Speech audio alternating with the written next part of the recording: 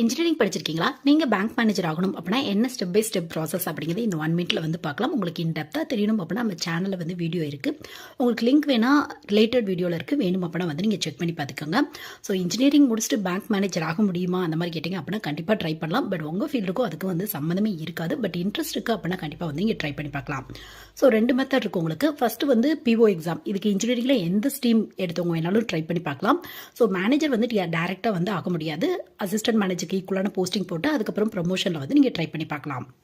So PO exam பொறுத்தவரையும் any degree முடிச்சவங்க try பண்ணலாம். ஸோ இன்ஜினியரிங்கில் எந்த ஸ்ட்ரீம் எடுத்தவங்க வேணாலும் ட்ரை பண்ணி பார்க்கலாம் நீங்கள். செகண்ட் மெத்தட் வந்து பார்த்தோம் அப்படின்னா எஸ்ஓ எக்ஸாம் வந்து ட்ரை பண்ணி பார்க்கலாம். எஸ்ஓ கீழே ஐடி ஆஃபீஸர் அப்படிங்கிற போஸ்டிங்க்கு இசிஇ சிஎஸ்சி ஐடி இந்த 3 ஸ்ட்ரீம் எடுத்தவங்க ட்ரை பண்ணி பார்க்கலாம். இதுவும் டைரெக்டாக வந்து மேனேஜர் ஆக முடியாது. ஒரு அசிஸ்டன்ட் மேனேஜருக்கு ஈக்குவலான போஸ்டிங் போட்டு ப்ரமோஷனில் வந்து நீங்கள் மேனேஜர் ஆகலாம். எஸ்ஓக்கு கீழே அக்ரிகல்ச்சர் ஃபீல்ட் ஆஃபீஸர் அப்படிங்கிற போஸ்டிங் இருக்கு. இதுக்கு அக்ரிகல்ச்சர் ரிலவெண்டான இன்ஜினியரிங் ஸ்ட்ரீம் எடுத்தவங்க ட்ரை பண்ணி பார்க்கலாம்.